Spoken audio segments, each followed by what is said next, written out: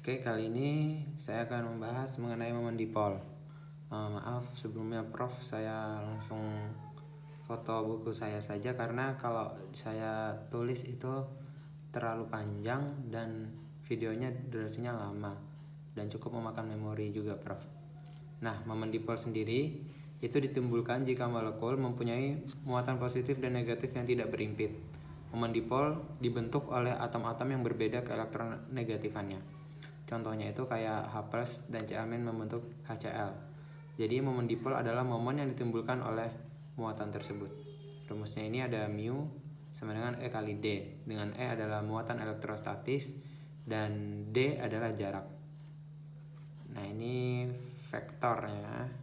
Misalnya ini molekul 1, ini molekul 2 gitu. Terus contohnya terus rumusnya itu kan ada mu R kuadrat sama dengan mu 1 kuadrat tambah mu 2 kuadrat ditambah 2 kali mu 1 kali mu 2 cos alfa. Cos alfa ini sudut yang dibentuk antara ikatannya itu. Contohnya kayak CO2. Itu kan strukturnya seperti ini. Jadi itu mu 1-nya itu C rangkap 2O dan mu 2-nya itu C rangkap 2O. Nah, tinggal dimasukin ke rumusnya. Maka mu R-nya itu adalah 2,7 kuadrat ditambah 2,7 kuadrat ditambah 2 dikali 2,7 dikali 2,7 dikali min 1. Nah, ini kan 2,7 kuadratnya ada 2. Jadi 2 dikali 2,27 kuadrat. Terus yang ini 2,7 kuadrat 2,7-nya ada 2 sehingga bisa 2,7 kuadrat. Jadi harusnya plus 2,7 kuadrat, cuman dikali min 1 sehingga saling meniadakan dan hasilnya 0. Jadi dapat disimpulkan kalau molekulnya itu linear dan dia itu resultannya itu artinya resultannya itu 0, maka momen dipolnya itu akan bernilai 0 juga. Apakah ada yang yang nggak 0 gitu, contohnya kayak molekul heterolitik lain? Ada, contohnya itu adalah H2O kayak gini. Nah, kayak yang kita tahu dia punya PEB. PEB ini memberikan tolakan. Maaf. Nah, PEB-nya memberikan tolakan sehingga menempatkan hanya ini kayak ditekuk kayak gitu. Nah, kemudian ada pengaruh panjang ikatan pada momen dipol antara di sini case-nya itu pada rantai lurus dengan substituen atau gugus adalah Cl. Di sini ada klorometana, kloroetana, kloropropana dan klorobutana. Yang paling besar itu dimiliki oleh klorobutana dan yang paling kecil itu dimiliki oleh klorometana. Pada fenomena tersebut, momen dipol terendahnya itu dimiliki oleh ini karena walau E-nya itu ini, C dan Cl-nya ini sama-sama, maksudnya dari semua ini kan sama, nggak berubah, sama-sama C dan Cl. Tetapi jaraknya antara Cl dan C untuk 4 molekul ini berbeda. Kan rumusnya tadi kan E kali D. Kalau D-nya panjang, maka momen dipolnya besar. Kalau D-nya kecil, maka momen dipolnya kecil juga. Kayak gitu. Terus yang kedua itu ada pengaruh letak gugus dengan momen dipol. Ini contohnya ini pada aromatis dan non aromatis. Kalau siklobromoheksana itu kan dia nggak bisa beresonansi, tapi kalau pada bromobenzen itu dia bisa beresonansi. Jadi PEB-nya ini ke sini menjadi Br-nya ini bermuatan positif, kemudian ini ke sini, ini ke sini, selang-seling lah, ini ke sini. Nah, hasilnya ini adalah ini bermuatan negatif, ini ke sini, ini tetap. Nah, Br-nya bermuatan positif. Padahal yang kita tahu Br itu adalah biasanya dijumpai dalam Br- kan. Jarang menjumpai Br itu Br+.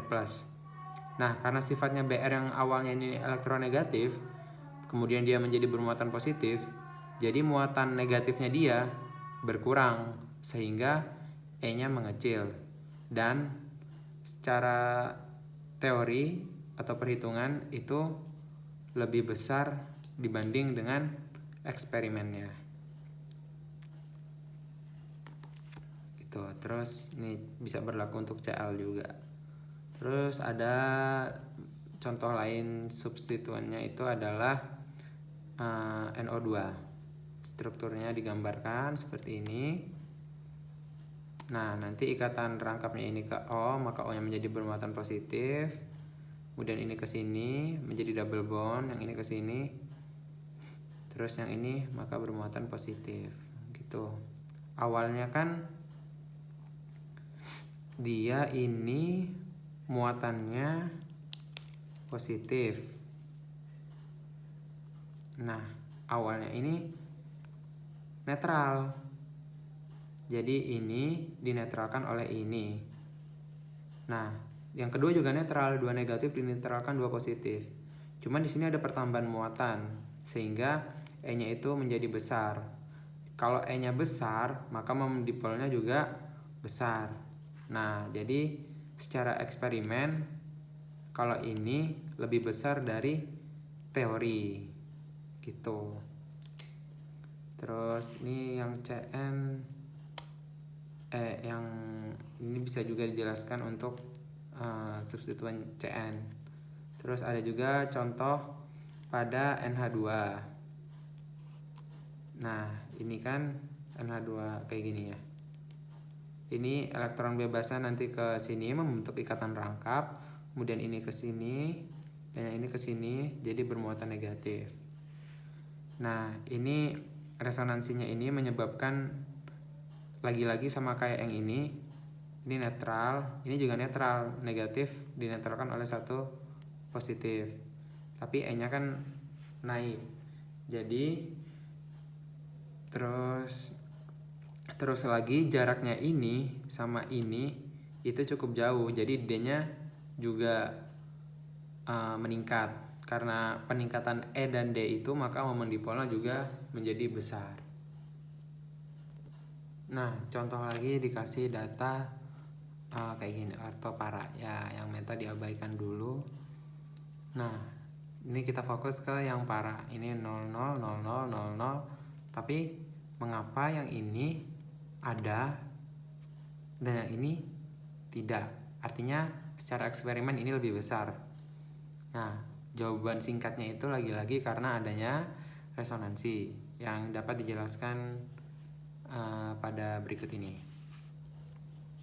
Nah, ini kayak gini strukturnya. Ini N-nya punya PEB, ini punya PEB.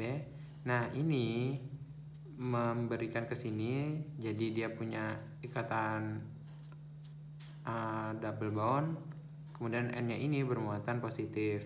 Terus yang ini ke sini, yang ini ke sini membentuk ikatan rangkap, dan N-nya ini kelebihan elektron, jadi dia bermuatan negatif. Nah, terus awalnya kan dia ini netral, kemudian setelah ini dia itu ada muatan, walaupun satu negatif dinetralkan oleh satu positif, tapi kan dia ada kenaikan muatan.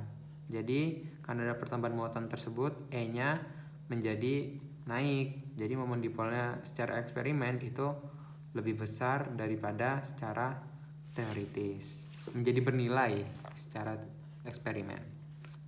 Kemudian para untuk substituen NH2 dan NO2 kurang lebih caranya sama. Ini dua negatif, dua positif, ada pertambahan muatan.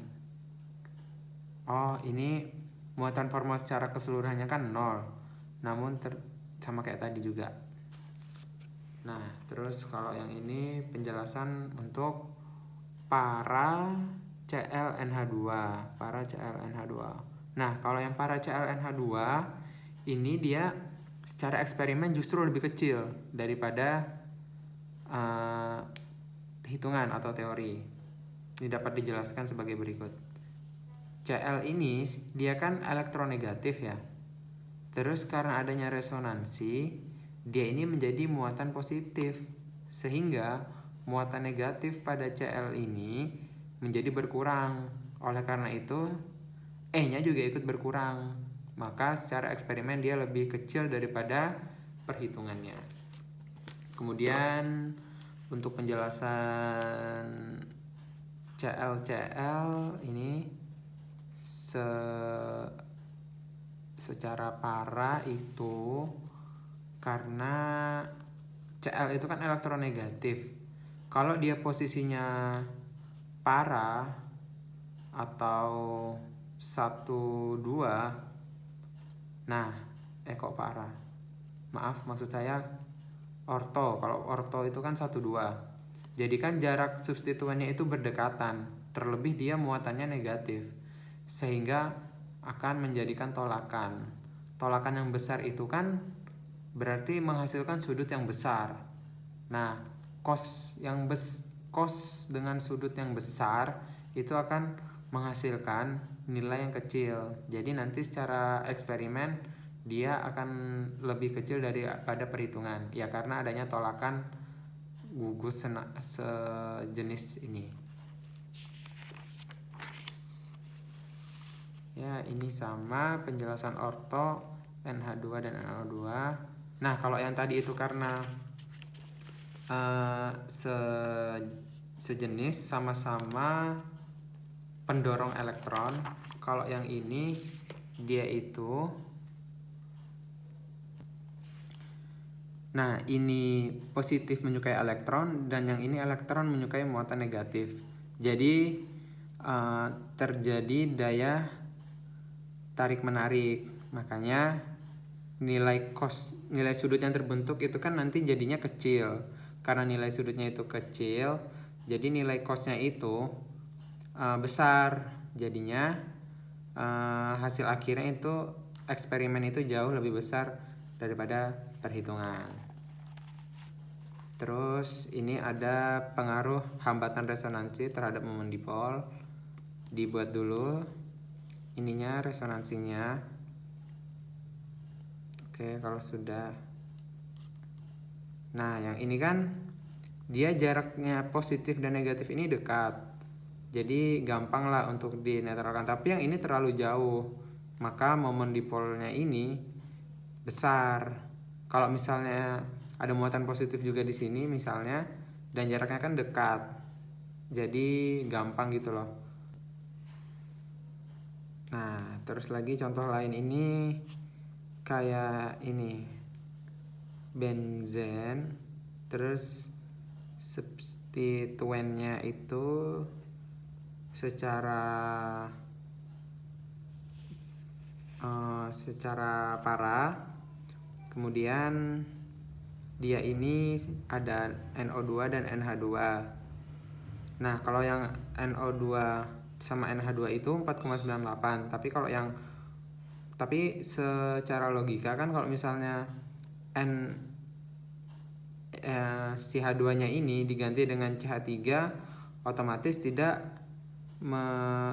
menghasilkan momen dipol yang berbeda terlalu jauh. Tapi di sini cukup signifikan, yaitu 4,11. Nah, kenapa? Ini karena ada hambatan resonansi. Seperti yang kita ketahui, CH3 itu kan molekulnya besar, atau metil itu kan molekulnya besar, sehingga menyebabkan perubahan momen dipolnya juga besar. Karena apa?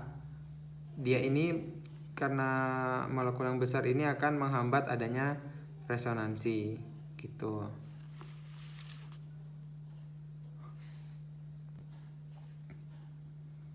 Nah, pengaruh geometri terhadap momen dipol. Yang ini cis, yang ini trans, ini Cl sebidang, yang ini berlawanan bidang atau tidak sebidang, trans bersilangan.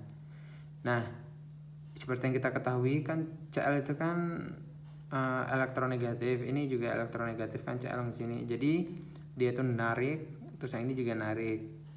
Nah, karena ini nariknya sebidang, jadi resultannya besar.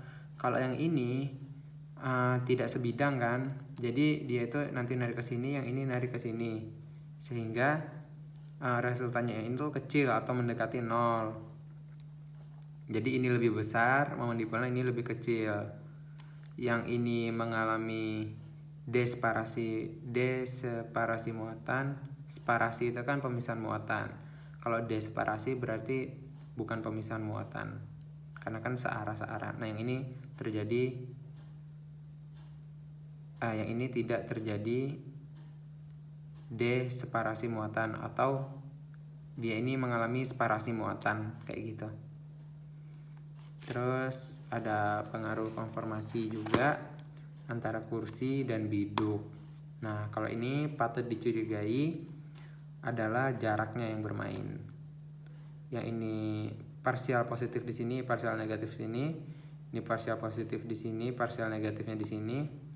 Jadi karena jaraknya ini pada kursi itu jauh dan biduk itu tidak sejauh kursi, maka momen dipol pada kursi itu lebih besar daripada momen dipol pada yang konformasinya biduk. Nah, kemudian ada pengaruh suhu. Yang ini momen dipolnya 5, yang ini momen dipolnya 3,5. Nah, ini kan kalau beresonansi nanti muatannya ini O-nya negatif, yang ini O-nya negatif. Yang ini O-nya negatif, ini O-nya negatif. Kenapa ini besar dan ini kecil?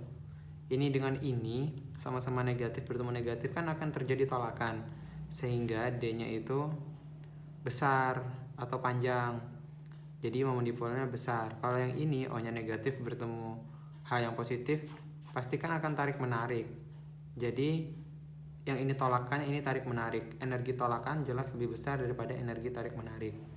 Kalau yang stabil itu adalah yang nomor 2, sebab terjadi ya tarik menarik tadi dan energinya rendah.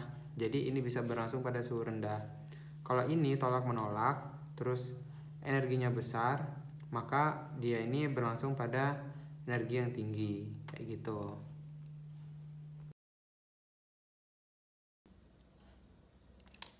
Oke, kita ke pembahasan selanjutnya, yaitu induksi mesomeri dan kereaktifannya dalam molekul. Misal kita punya reaksi sebagai berikut.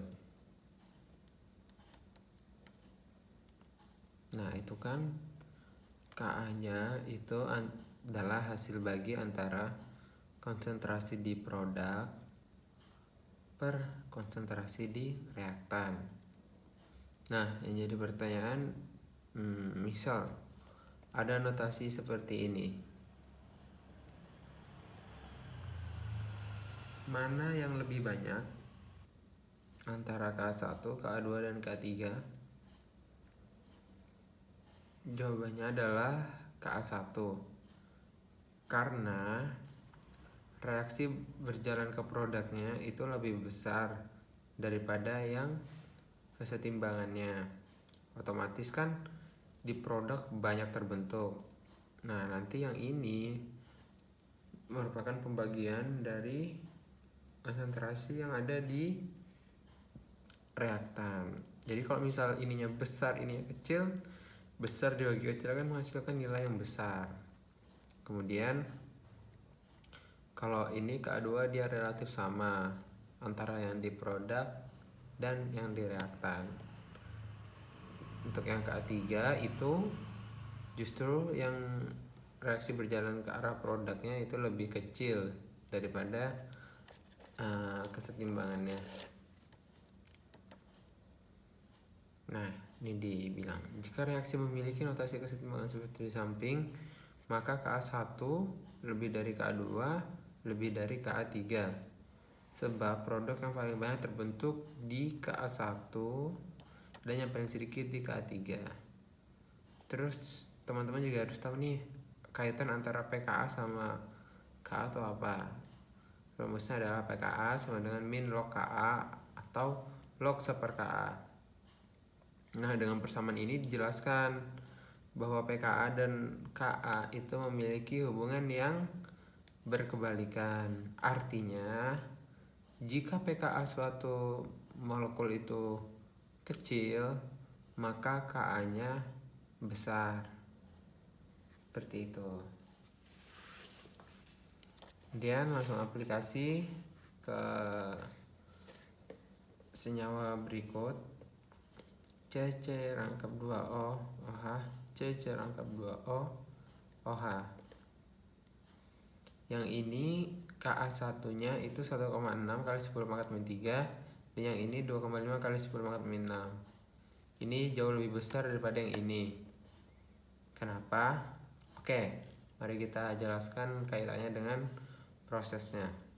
Pada pembentukan produk 2 atau proses di Ka2. Nah, jadi dari sini menjadi ini, itu terdapat gugus omin yang akan mendorong elektron, sehingga ini menjadi kayak elektron atau sigma negatif. Nah, kalau misalnya ini sigma negatif, otomatis O-nya kan sangat kuat menarik si H, sehingga hanya ini sulit lepas. Maka Ka-nya kecil dan pKa-nya besar. Nih.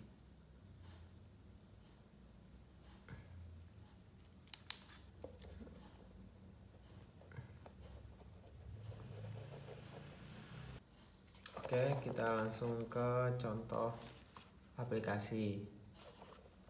Nah, misal dikasih nih suatu molekul CH3COH, CH3N plus CH2COH, OCCH2COH, OCCH2 4 kali COH. Sebenarnya tanpa dari ada data ini pun kita juga udah bisa menentukan yang mana yang paling asam. Itu hanya berdasarkan strukturnya. Contoh yang pertama harus dilakukan itu adalah mengidentifikasi mana yang memiliki gugus penarik elektron. Nah, di sini kan gugus penarik elektron kan hanya dimiliki oleh CH3N plus CH2COH. Sehingga karena dia plus atau kekurangan elektron, maka dia akan menarik elektron dari karboksilat. Nah, nanti karboksilatnya juga dia itu akan kekurangan elektron, sehingga hanya itu menjadi mudah lepas kayak gitu. Otomatis senyawa nomor 2 adalah yang paling asam. Terus yang kedua itu kita lihat, ini kan sama-sama pendorong elektron. Ini pendorong elektron, pendorong elektron, pendorong elektron. Nah, kita harus tentukan dulu yang mana yang pendorong elektronnya itu yang lebih kuat. Nah, kalau OOC ini itu kan mempunyai muatan negatif pada salah satu O-nya, sehingga ia akan mendorong elektron ke karboksilat, sehingga karboksilat itu akan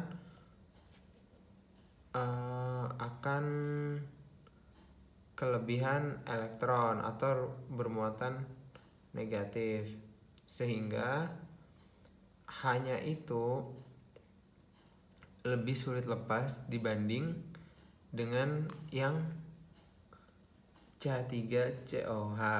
Maka ini keasamannya itu berada di peringkat kedua.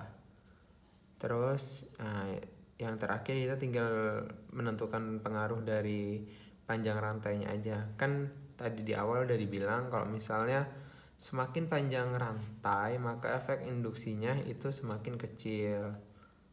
Nah, yang ini kan yang lebih panjang adalah yang nomor 4, sehingga efek induksi 4 itu lebih kecil dibandingkan nomor 3. Maka senyawa nomor 4 memiliki keasaman yang lebih tinggi dibanding senyawa nomor 3. Oke. Ini juga kayak gini, contohnya ada juga contoh lain. Kebetulan ini FCl, CL gitu.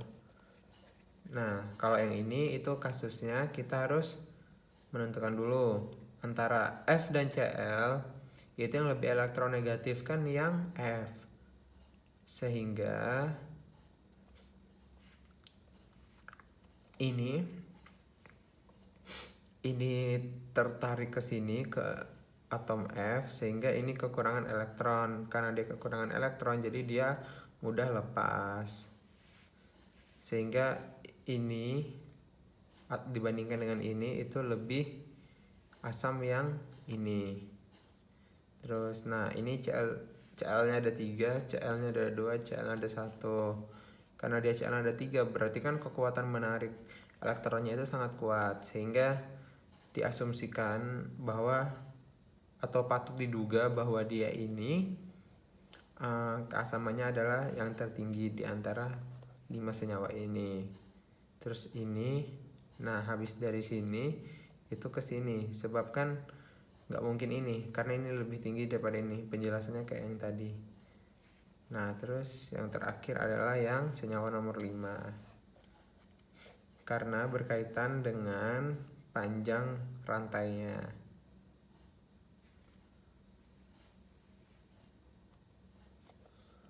Nah kemudian kita lanjut ke induksi. G sama dengan, jika G-nya itu penarik elektron atau gugus menarik elektron, maka induksinya bernilai negatif. Kalau dia pendorong elektron, maka bernilai positif. Kayak gitu. Kalau misalnya dia penarik elektron, berarti kan Ka-nya itu menjadi lebih besar karena dia hanya lebih lemah, artinya lebih mudah untuk lepas. Kalau dia pendorong, berarti kan dia nanti akan memiliki ikatan yang sangat kuat sehingga hanya sulit terlepas. Gitu. Jadi Ka-nya kecil, pKa-nya besar, dan nilai induksinya positif. Terus nih misal kayak gini, ada sistem rantai gitu ya, yang satunya tertutup, yang satunya tidak. Nah kalau yang tertutup ini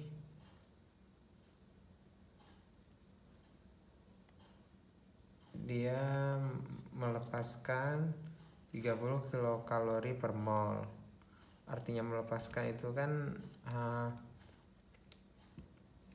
dalam energi yang rendah ini sebanyak 30 kilokalori per mol dia melepas ini. Nah sehingga ia lebih stabil dibandingkan dengan yang ini.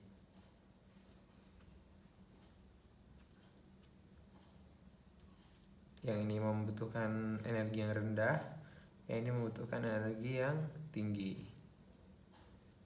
Nah ini kalau misalnya dia beresonansi, itu kan akan menghasilkan kayak gini. Nah yang ini ke sini ya, jadi ininya muatannya positif, kemudian yang ini ke sini muatannya negatif. Nah kalau misalnya ini diukur, hasilnya nanti dia bukan panjangnya seperti ikatan tunggal atau sekitar 1,5 sekian Armstrong, cuman hasilnya adalah 1,4 sekian Armstrong. Mengapa demikian? Itu tadi ya karena adanya efek resonansi. Jadi dia ini seolah-olah mempunyai jenis ikatan rangkap, makanya dia sekitar 1,4 sekian. Di atas panjangnya itu di atas ikatan rangkap, namun di bawah ikatan tunggal. Kemudian resonansi juga bisa membantu menjelaskan mengenai keasaman pada fenol dan sikloheksanol. Nah kalau misalnya fenol itu kan cuman kayak gini aja, dia nggak bisa beresonansi. Sedangkan kalau si kloheksanol dia mempunyai struktur resonansi. Nah, kayak yang udah dijelaskan di pertemuan sebelumnya, kalau dia beresonansi itu artinya senyawa tersebut adalah stabil, sehingga Ka2 lebih besar daripada Ka1 punyanya si sikloheksanol. Nah, kemudian misal ada senyawa kayak gini, disuruh tentukan nilai induksi dan dan mesomerinya. Nah, ini kan bisa kita lihat kalau si N ini lebih elektronegatif daripada C, sehingga dia ini bertindak sebagai penarik elektron.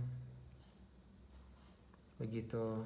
Nah, maka nilai induksinya itu bernilai negatif. Terus kalau secara mesomeri dia kan ngasih PEB-nya ke sini, maka ia bernilai plus M gitu. Ya kalau misalnya dia menerima elektron jadi min M. Terus kalau induksinya berlawanannya ya plus I, kayak gitu aja. Sekian yang dapat saya sampaikan. Wassalamualaikum warahmatullahi wabarakatuh.